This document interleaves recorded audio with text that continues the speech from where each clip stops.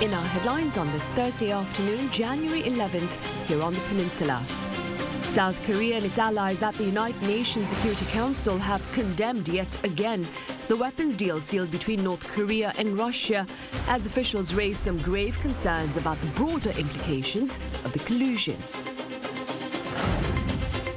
Meanwhile, Seoul's central bank has decided to maintain its policy interest rate unchanged at 3.5% for the 8th session in a row, keeping an eye on money market jitters from efforts to restructure debt-riddled businesses. Ending months of speculation, the U.S. Securities and Exchange Commission has granted the green light for spot Bitcoin exchange-traded funds, and we tell you what this means.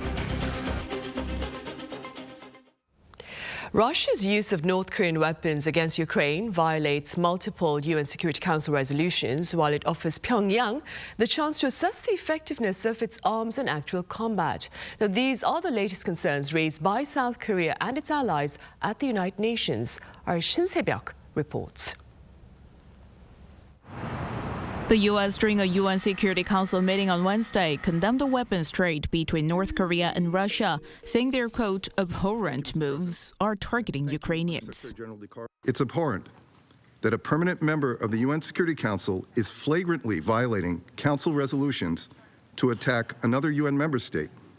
The deputy U.S. ambassador also said that Russia is expected to use more missiles to destroy critical infrastructure and kill people in Ukraine. Russia, however, denied all allegations, saying the U.S. is spreading false information. The U.S. seems to be spreading information that is wrong without going through the trouble of checking this beforehand. South Korea also accused North Korea of using Ukraine as a test site for its nuclear-capable weapons, and added insights gained could lead to further arms exports by Pyongyang.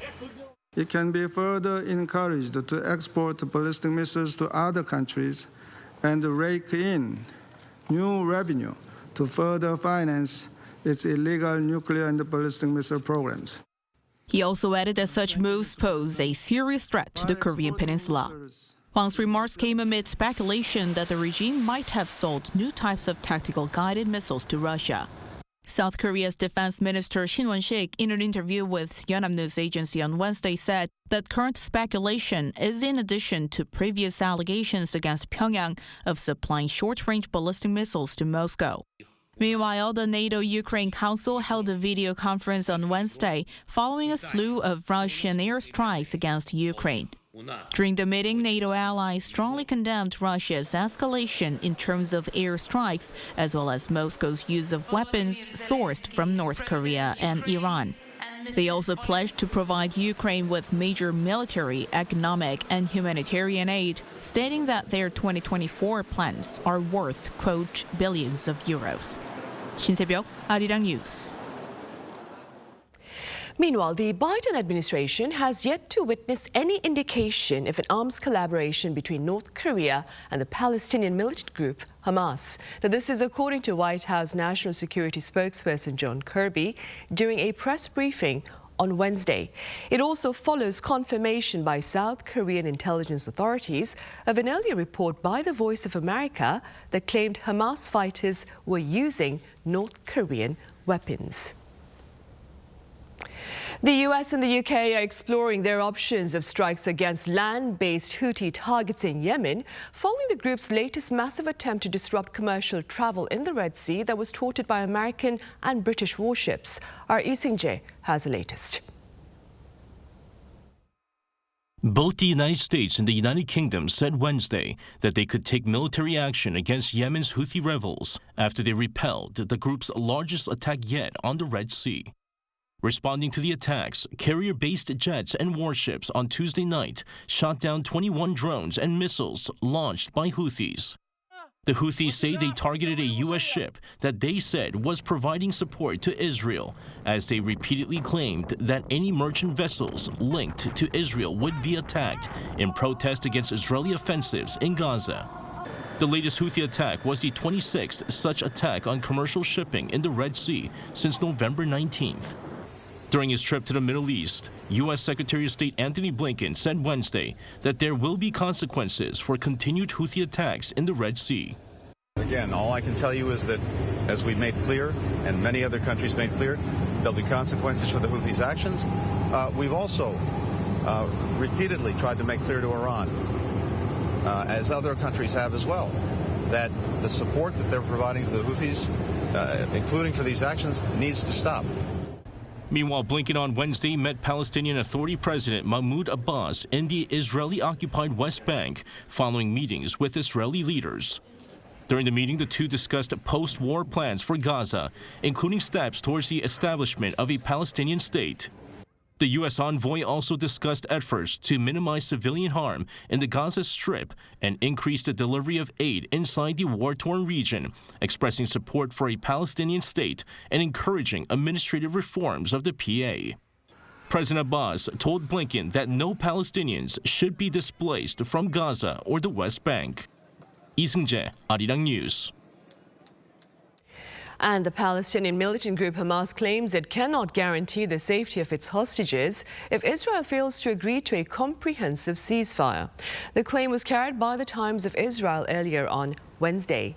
Separately, Israeli defense authorities assert there is no structure in Lebanon that their troops cannot dismantle as tensions mount on their border amid Hezbollah assaults. Also, health officials in Gaza say over 23,000 people have been killed in the Gaza Strip since October 7th.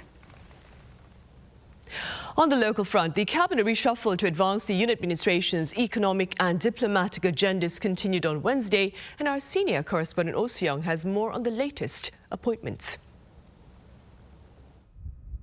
South Korea's top office named a new official in charge of economic security, and a new trade minister as Seoul this year aims to ramp up its economic diplomacy.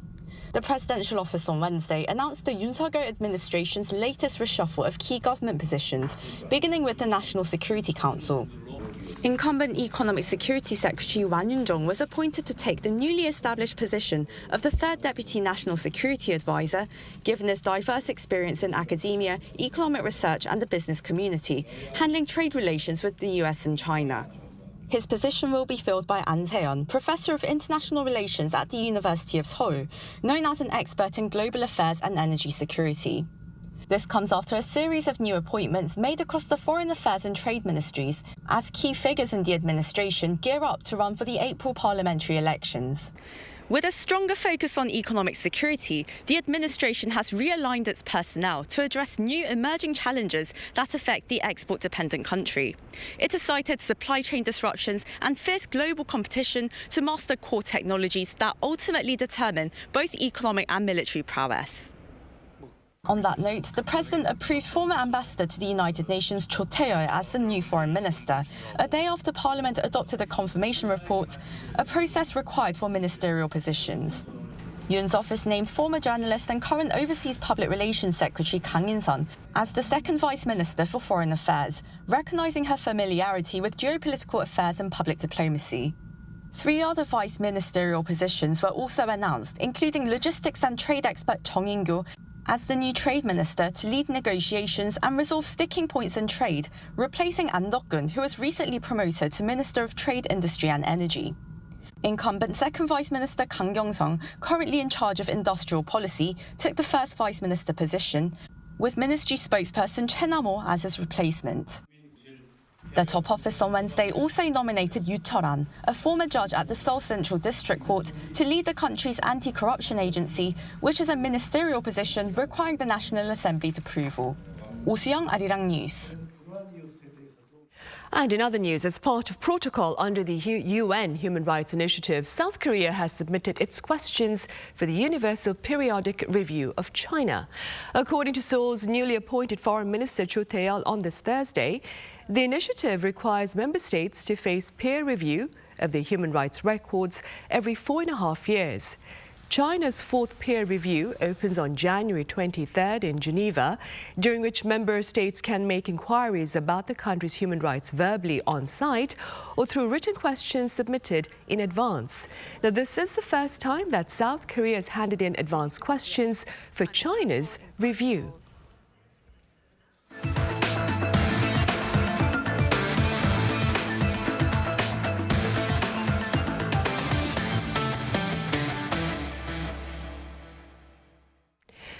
As earlier forecast by economists here, South Korea's monetary policymakers have decided to hold their benchmark interest rate steady at 3.5% for the 8th session in a row. Our correspondent Shin Ha-young reports. The Bank of Korea's monetary policy stance of freezing the key interest rate continued into the new year. Following the first Monetary Policy Committee meeting of 2024, the central bank on Thursday announced that it will keep the rate unchanged at 3.5%. Although there's a continued slowdown in the inflation rate, it still remains at a high level, and there's significant uncertainty in the outlook. Therefore, we have decided to keep a tightened monetary policy and continue to assess the policy situation both domestically and externally. This is the 8th consecutive time that the BOK has decided to freeze the rate.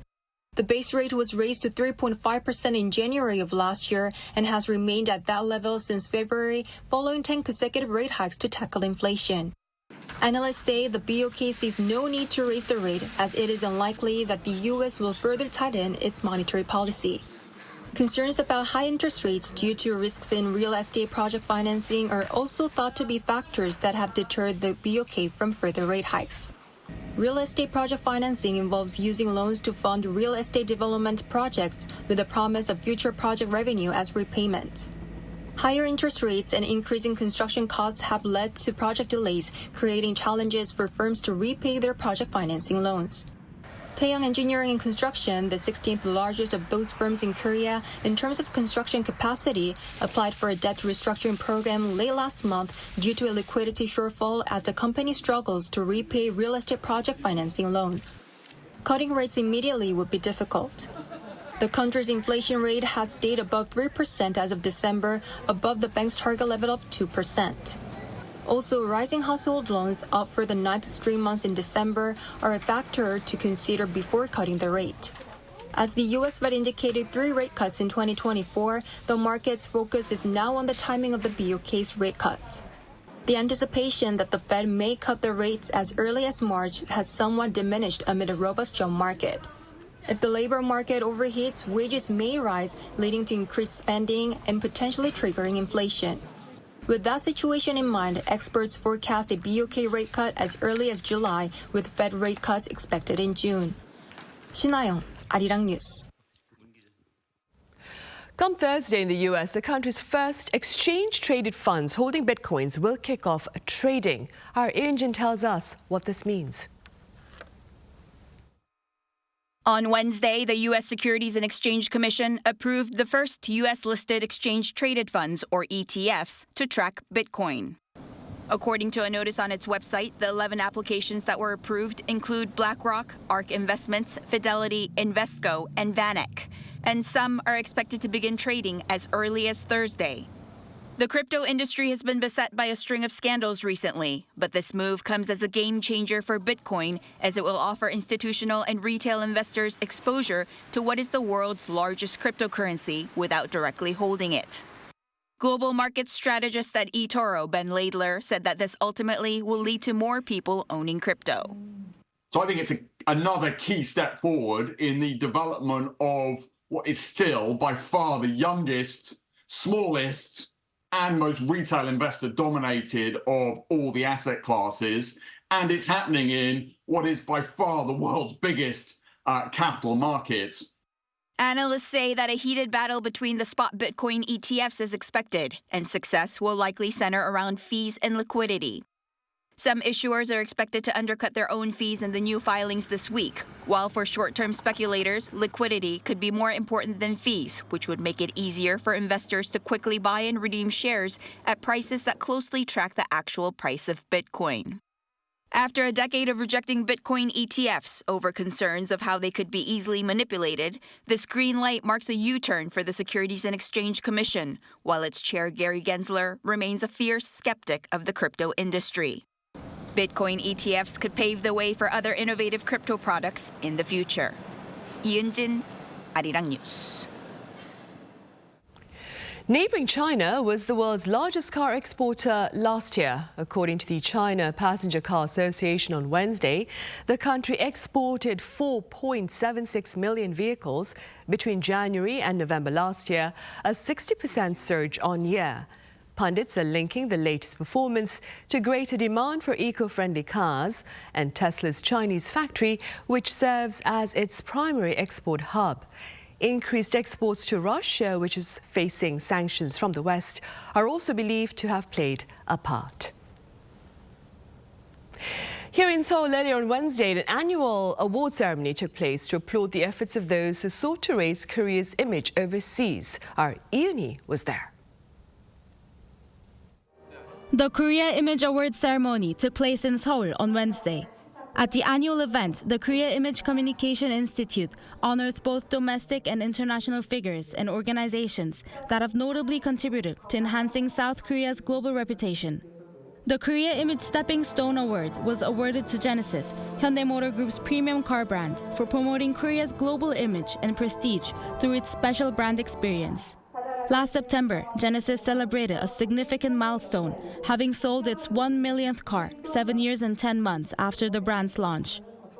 Providing the most comfortable and safe form of transportation in the world is always our priority, so we always try our best to bring new technologies and perfect quality.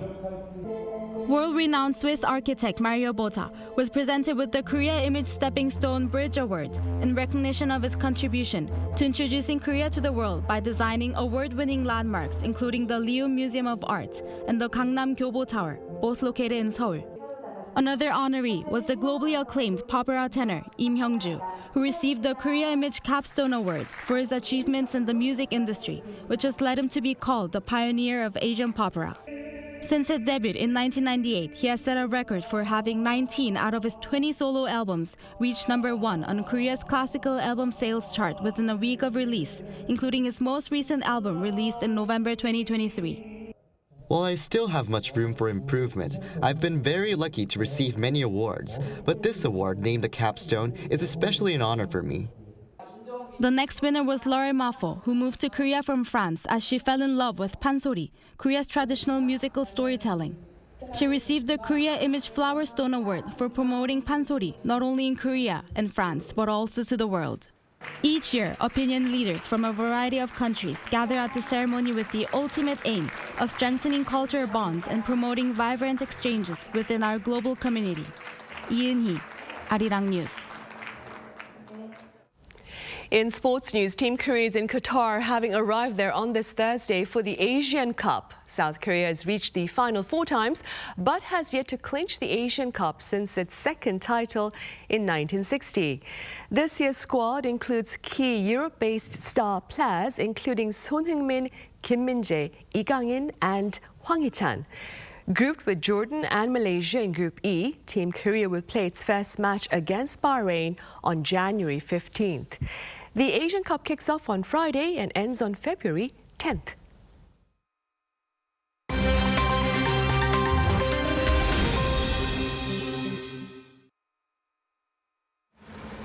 Let's take a look at the latest news in the world now. In Ecuador, a 60-day state of emergency is in place with updates on the chaotic outbreak of violence. President Daniel Noboa said Wednesday that his country is in a state of war against terrorism and vowed to continue the fight. Schools across the country were closed on Wednesday, along with many businesses. Ecuadorian police said the same day that 70 people had been arrested since Monday in incidents including the takeover of a TV station. Authorities also said that more than 100 guards and staff were still being held hostage by prisoners, with violence reported in at least 6 prisons following the escape of Adolfo Macias, the leader of Los Choneros gang, on Sunday. 2 police officers were killed in Guayas province on Tuesday, with explosions reported in several cities. Out of 7 other police officers kidnapped around the country, 3 have been freed. President Noboa says the violence is a reaction to government plans to build a new high-security prison for gang leaders. Taiwan will hold its presidential election on Saturday. Taiwan's foreign minister has said Beijing is trying to influence the election. Foreign Minister Joseph Wu said on Tuesday that China has operated interference efforts in every election since Taiwan was democratized, and that China's global objective is that they want to use Taiwan as a test ground. If they're able to successfully shape the results of Taiwan elections, they will try to apply their tactics on other countries. China has imposed import restrictions on Taiwan and invited local politicians on all expenses paid visits to China, aimed at increasing support for pro-China candidates. Under Taiwan's anti-infiltration laws, its authorities are prosecuting almost 200 Taiwanese local leaders who were invited on the trip. Beijing wants Taiwan's ruling Democratic Progressive Party ousted by the opposition Kuomintang and has said that Saturday's election is a choice between war and peace.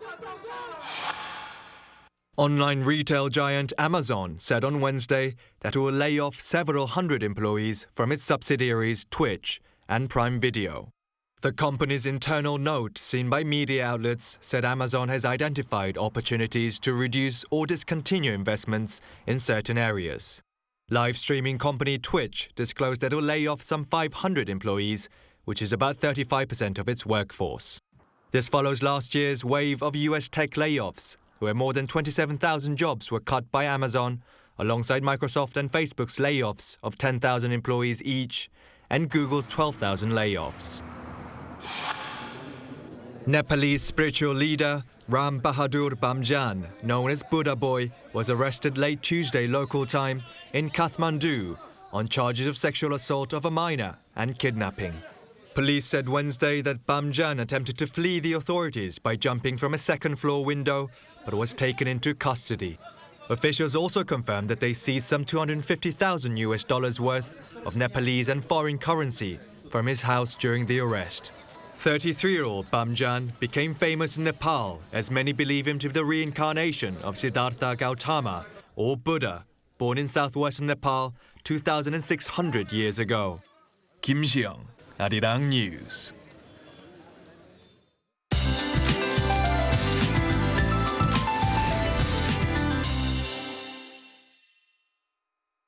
Good afternoon.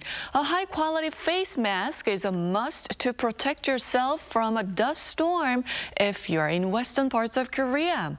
We're blanketed in high levels of ultrafine dust today with a dust advisory issued. Dust levels will be 2 to 3 times higher than normal all day, and west of Gangwon-do and Gyeongsang-do provinces will see dust levels rising as the day goes on today. We are already getting into mid-January, but it doesn't feel much like it though. Dust mixed with haze is not only blurring the skyline, but also lowering visibility. It is one stuffy day. Daily highs are slightly higher than yesterday, Seoul at 5 degrees, Busan and Jeju see highs of 11 degrees Celsius this afternoon. And unfortunately, more dust will blow in tonight. Temperatures will stay higher than norms, and so will dust levels for the next few days. There could be light snow in mountainous regions late tonight, with another round of wintry precipitation in the forecast for Sunday. That's Korea for you, and here's a look at the international weather conditions.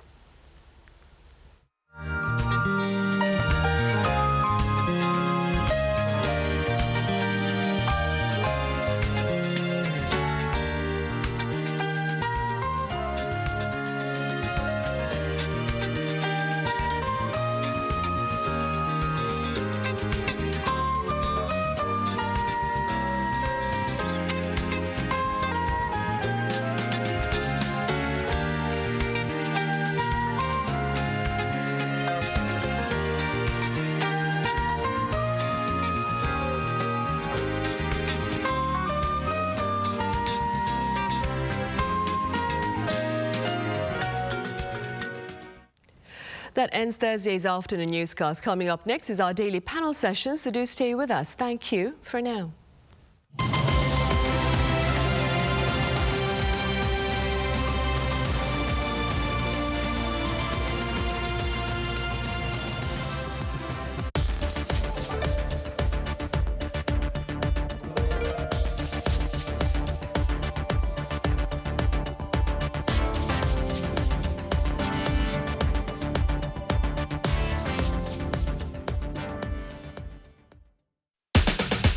Your long-awaited parcel arrives.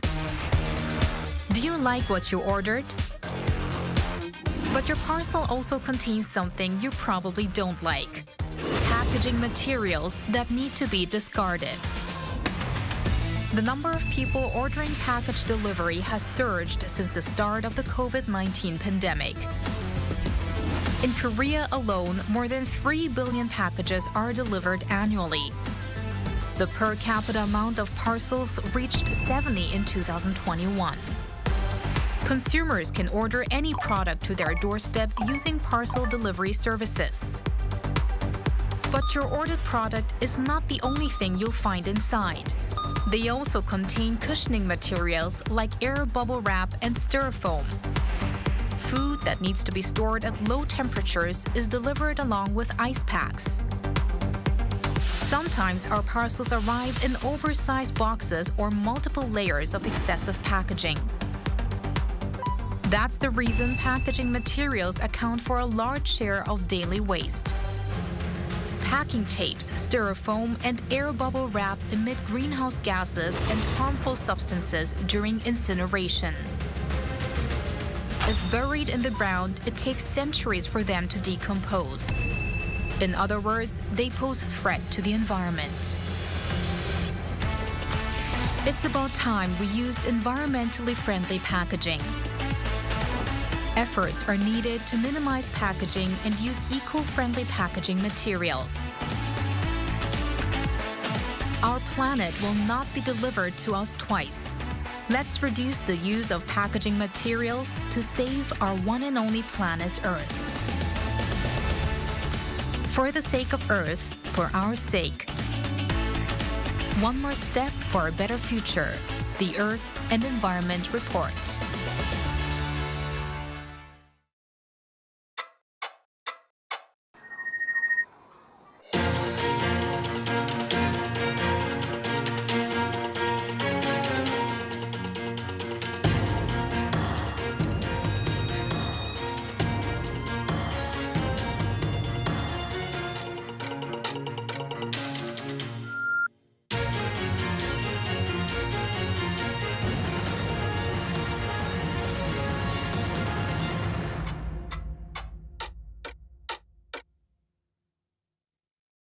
Fact of the matter is, he was a kid who just didn't have a loving home, and once he experienced a loving home, he wanted to keep it, you know?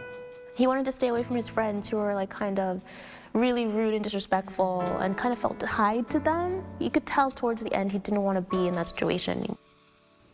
아저씨 집에서 설명할게요. 너도 나가 이씨. 아저씨 진짜 불쌍하죠.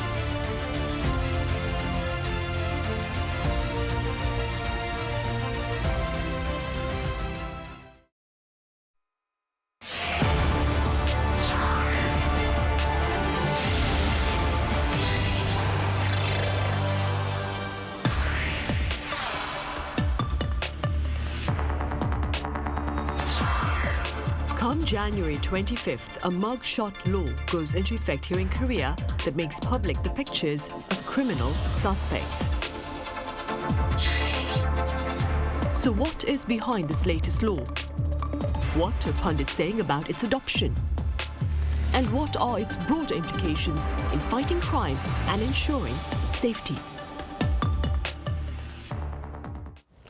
Welcome to Thursday's edition of Issues and Insiders. I'm Min Sun Hee. Come late January, law enforcement authorities here in the country will be able to share with the public mugshots of those arrested for heinous crimes without their consent.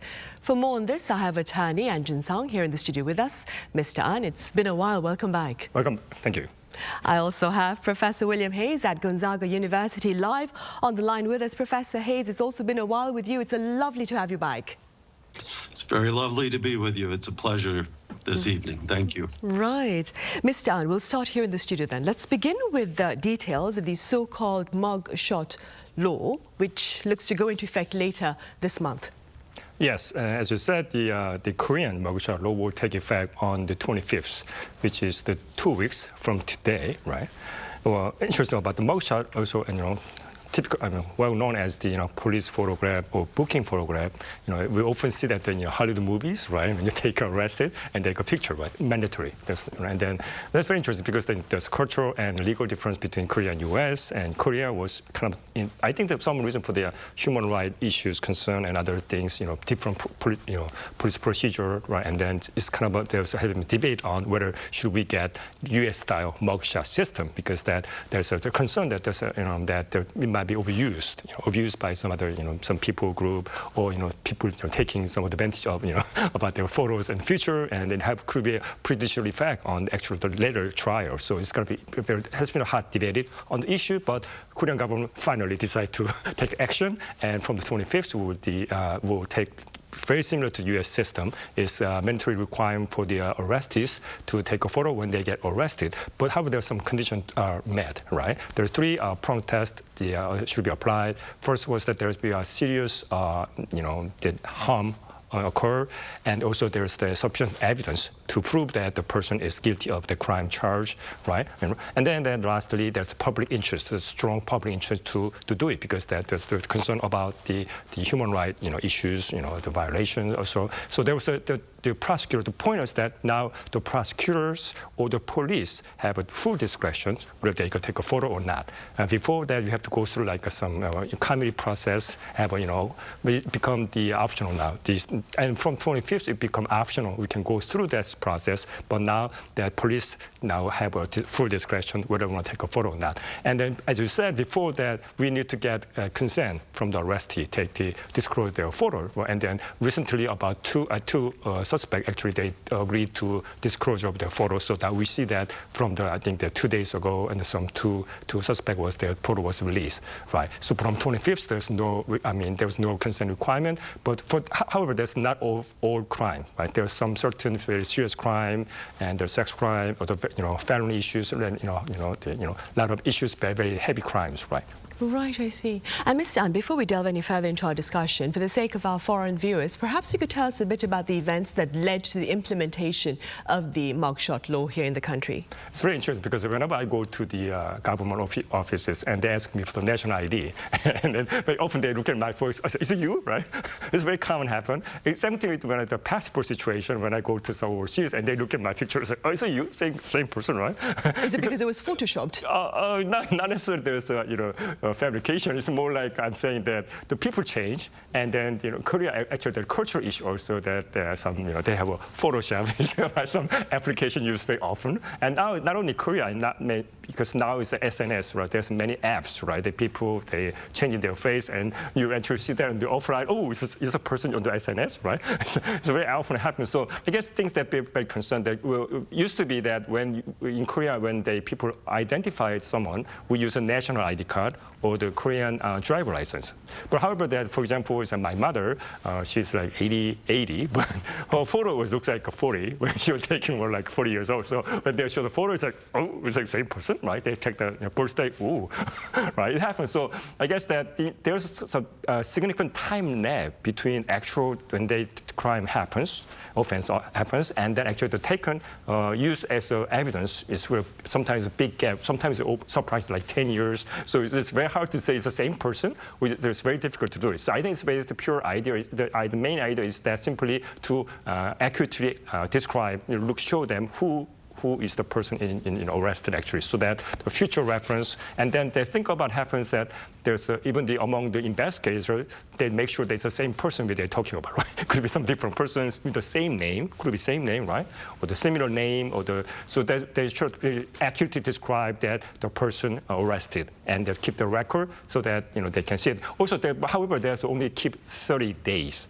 Online. So the picture needs to be taken 30 days upon arrest. Well, there's when they decide to disclose the photo, it have to be within 30-day time frame before after their decision, right? So it have to be within 30 days, right? So very recent picture. Yeah, very recent, within 30 days, right? And then also when the government disclose the photo, right, the mugshot photo, they can have up to 30 days. After 30 days, they have to take down. Yeah. Right, I see. Professor Hayes, could you share with us a brief history of the mugshot before we advance any further? Sure. We have to go back to the 19th century, the invention of the camera, photographic processes.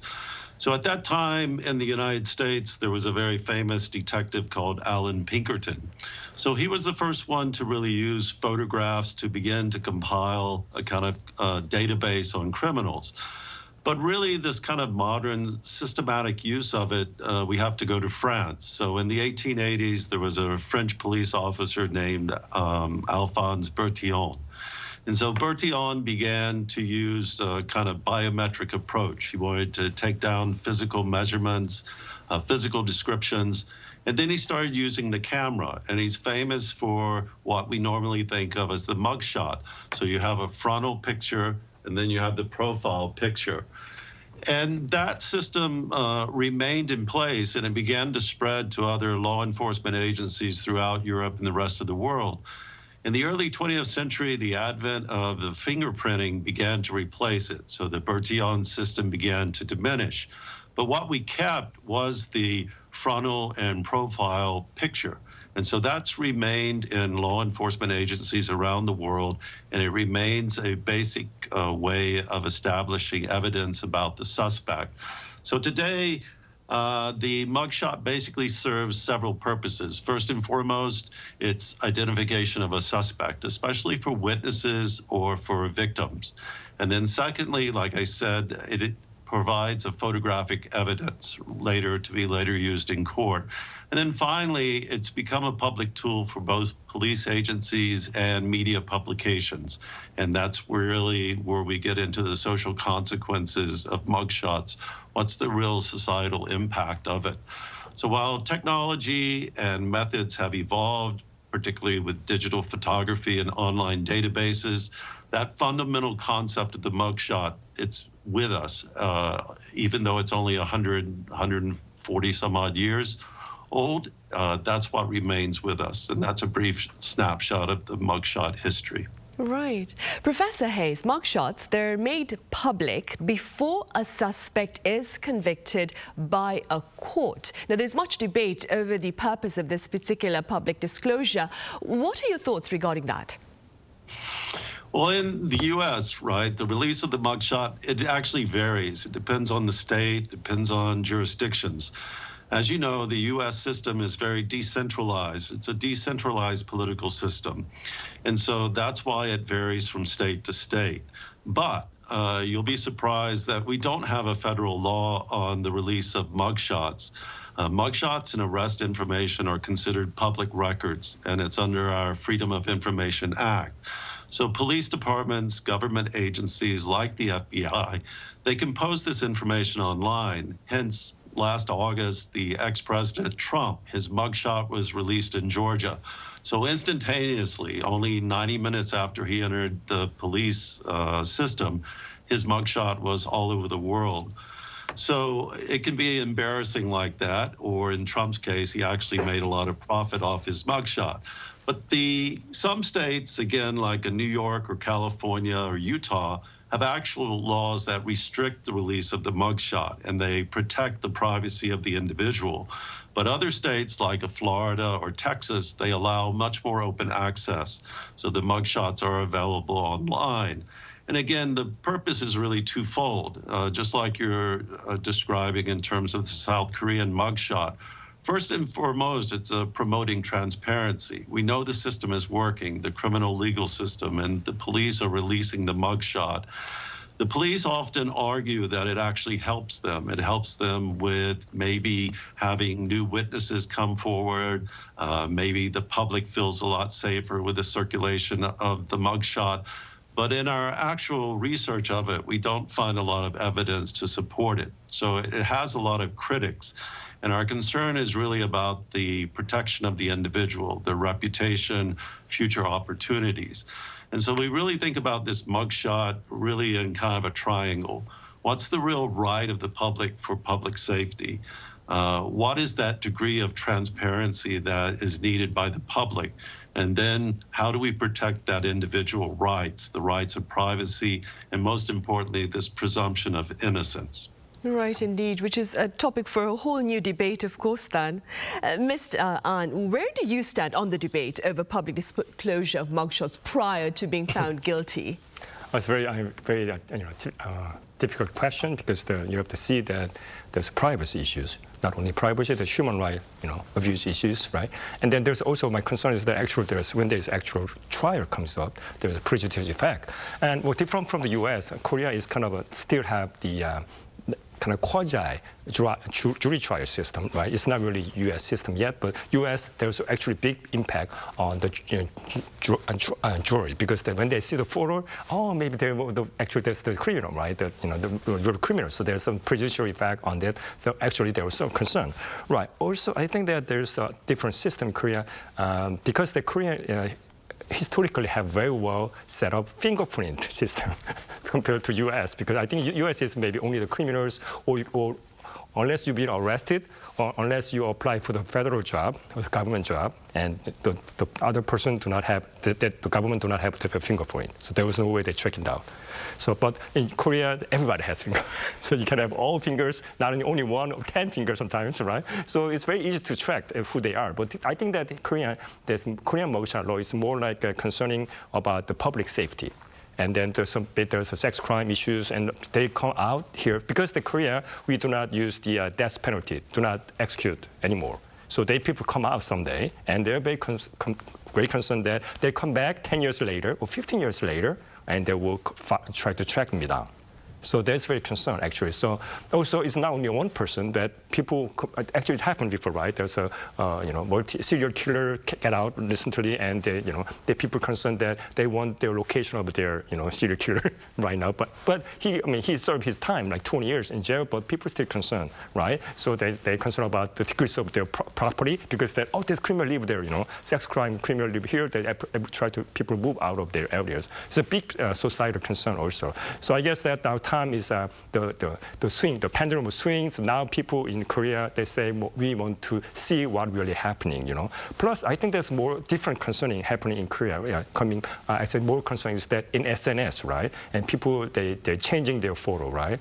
Even the mugshot, they modify their mugshot. It happened in Korea already, and then they can make it look better or look younger or something, making fun of it, right? That's very concerning because there's a public record, right? So I guess that we need to keep it public because some people have some whatever motive and they modify it. Looks like different. That's very, very concerning. So I guess that now the area of now is time of SNS magic, but they change everything with the app, right? Free apps, right? So very concerning. AI as well. Yeah. So you have to get. I think the government should get like FBI, put all the list because I think the worst situation happened was that they modify people. Some people modify the photo, and distribute it. And this is the person, and they try to, targeting someone else who is innocent, right? That's I think, worst situation, right? Which is very frightening, of course. And staying with that, Professor Hayes, what are your thoughts? Well, you spoke earlier about the circulation of mugshots online. And that being said, simply speaking, what are the broader implications of this reality of having mugshots available on social platforms? Well, again, there's kind of pros and cons to it. We often think that it's somehow a deterrent effect. So part of the argument is, again, if the mugshot is there, And other criminals see that they want to escape, especially for 30 years. So they'll avoid doing crimes in the future because they don't want that type of public exposure. So they fear the long-term public visibility or social stigma. But again, we have very little evidence to support that type of deterrence position. I think it's more about what we're talking. It's more about public belief. If the public sees that image or the mugshot, then they truly believe they're safe somehow, or all of a sudden they feel resolved. They can start searching the society for that suspect or that criminal. So again, it relieves some of the public anxiety. And again, it leads back to transparency. It allows the people to keep a check on the criminal legal system, so to make sure that the right person is being detained. Those are kind of the pros of this approach. Again, what's most concerning to us long term is privacy.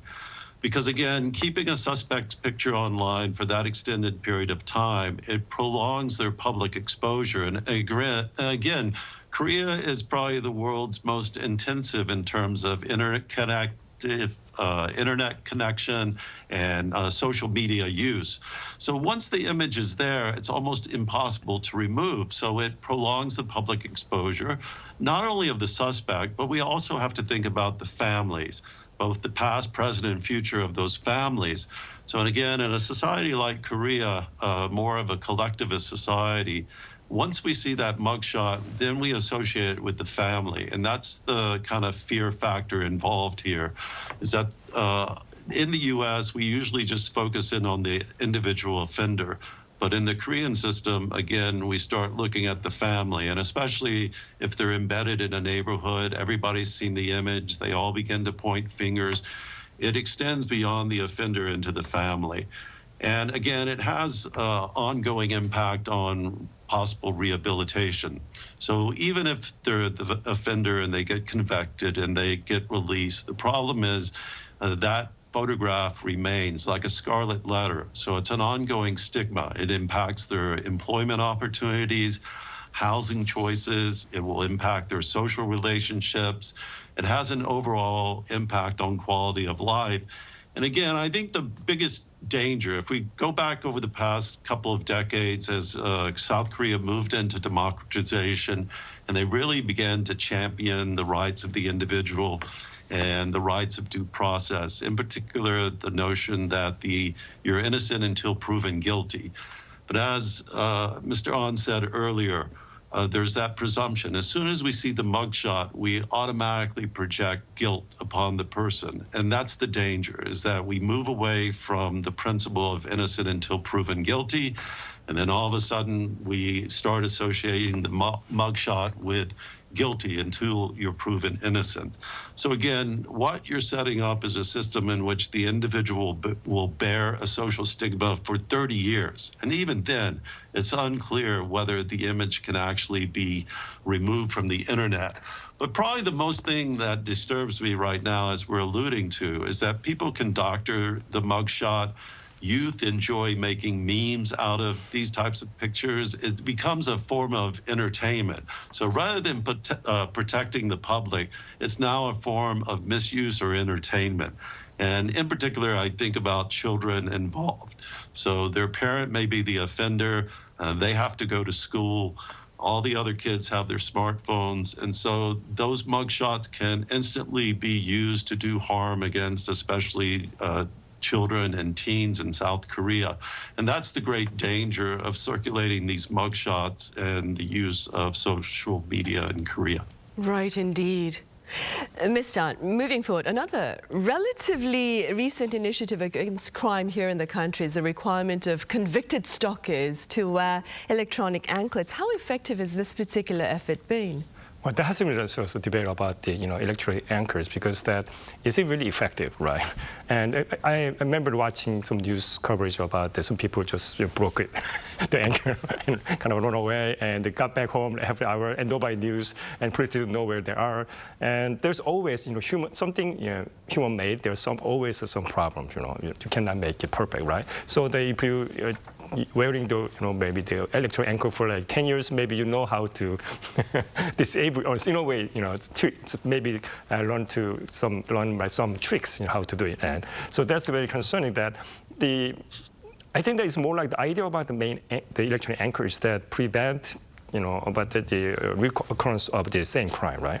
So I think that's really concerned that it's more like it has to be more systematic rather than, making mandatory, require them to wear the electric ankle is not the answer for the solution. It's more like you have to the police should have really the well-established system to tracking down in case that the plan A, the electric ankle, they're not working properly, and they have to second plan, how to tracking back. And then also how they, to try to, to find him, track him back, very quickly, because that's very concerning that, like crime like stalking is more like feelings, right? Something that you have tried to get out revenge that person, right? Because like, compared to other crime, you have a lighter sentence on, stalking. So you got out here like 6 months. If you have no prior, maybe criminal record, maybe you got here maybe 6 months probation, something like that, right? So that, oh, you know what? I'm innocent, right? You pay back, right? Basically, that happens. That's very concerning because not only the stalking, other crimes that they say I'm innocent, but they just use the money to whatever. They hire a lawyer, expensive lawyer, whatever. They have many stories, right? That's very concerning about the, really attacking the social stability that, criminal systems that. So that's really, I think they pay more attention on how well they're systematically prevented rather than, apply on, heavily based on the only one solution like the ankle, like the electric ankle. It's one way to do it, but we have to get plan B and plan P to prevent it, more effectively. Right. Yeah. Right. And for the sake of comparison, Professor Hayes, very briefly speaking, because I believe we have like about a minute left, what can you tell us about the monitoring using the anklet there in the US? Has it served to tackle crime? I'm not sure it's tackling crime, but it's helping a great deal. And we're turning to it mainly because of cost effectiveness and our overcrowded prison system. So on comparison, in average, it costs in the United States between $100 and $150 to maintain an incarcerated person, whereas the cost for the ankle or e-monitoring is anywhere between $5 and $35 a day. So it's an enormous economic boost, right? It's a saving and a benefit. The other thing is because of our mass incarceration due to the war on drugs, it's beginning to help relieve overcrowded prisons. So by releasing incarcerated people, having the monitoring system, it begins to reduce our mass incarceration. And again, we lead the world in terms of mass incarceration. The other thing I think it helps with is rehabilitation and reintegration into the society. It allows people to go back to their families, to go back into the workplace. So instead of staying in a cell in a prison, they're back in civil society. And that's one of the biggest aids that helps with people reintegrating back into the society. Right, I see indeed. All right, Professor Hayes, as always, thank you so much for your insights today. And Mr. Ahn here in the studio, thank you very much for your time and your thoughts. Thank you. Right, well, that ends this edition of Issues and Insiders. Thank you for watching.